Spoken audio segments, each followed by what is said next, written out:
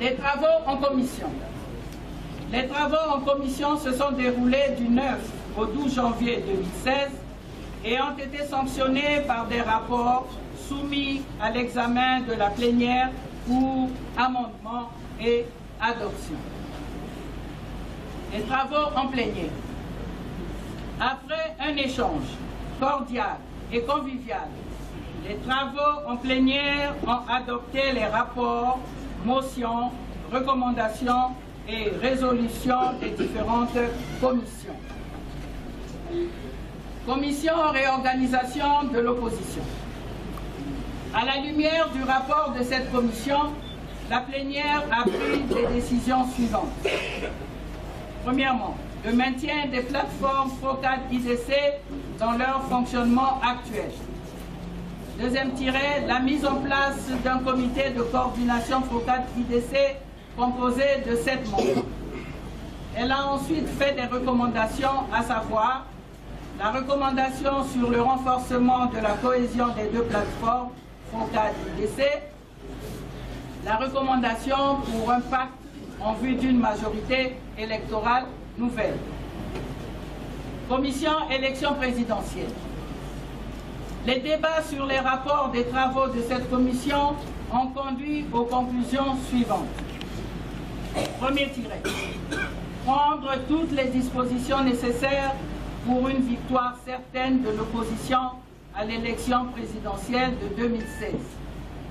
Deuxième tiret. L'Assemblée plénière a engagé le comité de coordination du FROCAD-IDC, après validation officielle des candidatures, à mettre en œuvre l'option stratégique de la candidature unique de l'opposition ou des candidatures en tenant compte du contexte sociologique. 2 recommandations ont été adoptées, à savoir la recommandation sur le respect des libertés fondamentales, la recommandation sur la mission d'investiture. Commission gouvernance électorale.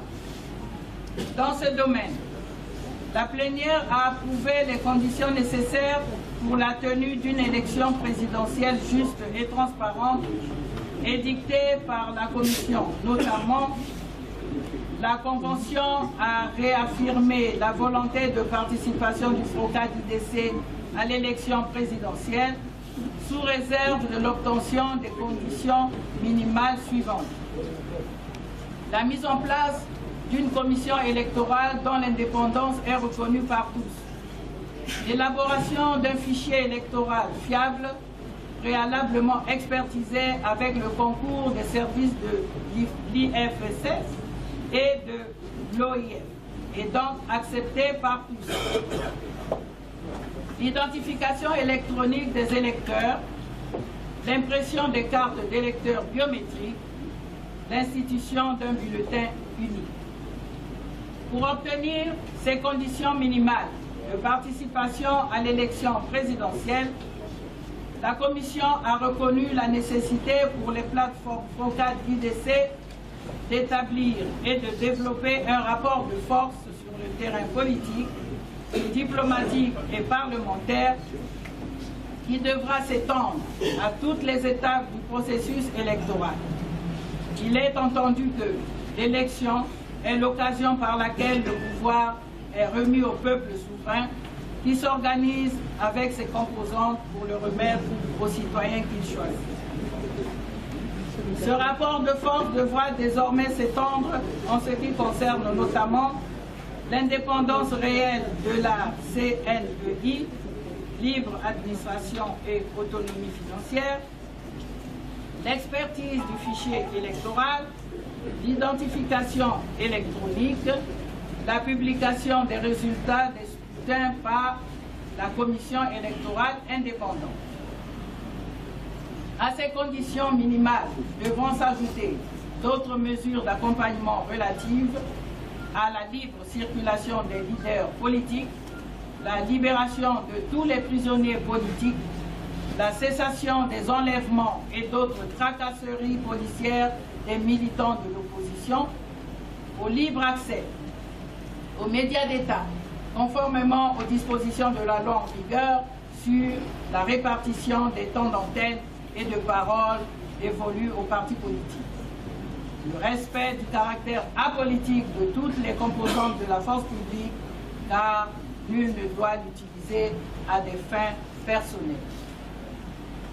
D'ores et déjà, les plateformes FROCAD IDC demandent en urgence la tenue d'une concertation politique des acteurs du processus électoral du Congo, partis de l'opposition, majorité présidentielle et société civile pour la mise en place de la CNI de façon consensuelle.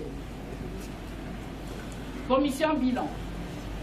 Le rapport a mis en relief quelques faiblesses sur les plans organisationnels et communicationnels et le travail remarquable abattu par les deux plateformes depuis le 22 août 2015 qui a permis à l'opinion nationale et internationale de reconnaître désormais l'existence d'une opposition réelle et organisée au Congo.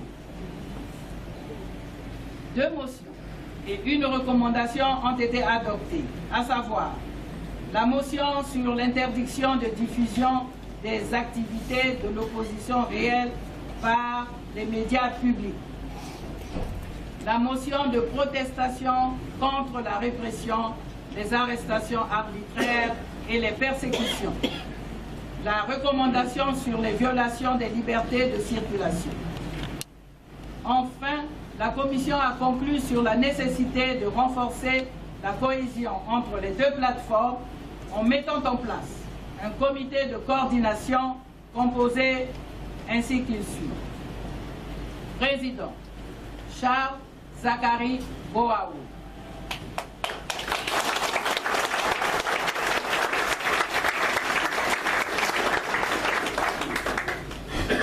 Membre, Guy Romain Kimfoussia.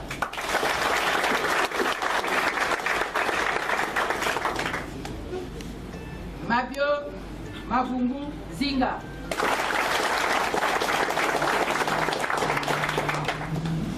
Paul Nduna. René Serge Blanchard Oba. Emmanuel Bourgoisa.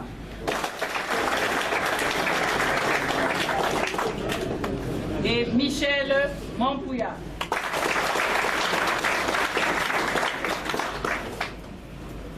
De la cérémonie de clôture du 13 janvier 2016. La cérémonie de clôture a débuté par la présentation des résultats des travaux de la Convention. Elle s'est terminée par la lecture du communiqué final, des motions et recommandations et par l'allocution de clôture du président du Présidium. Faite à Brazzaville le 13 janvier 2016, la Convention.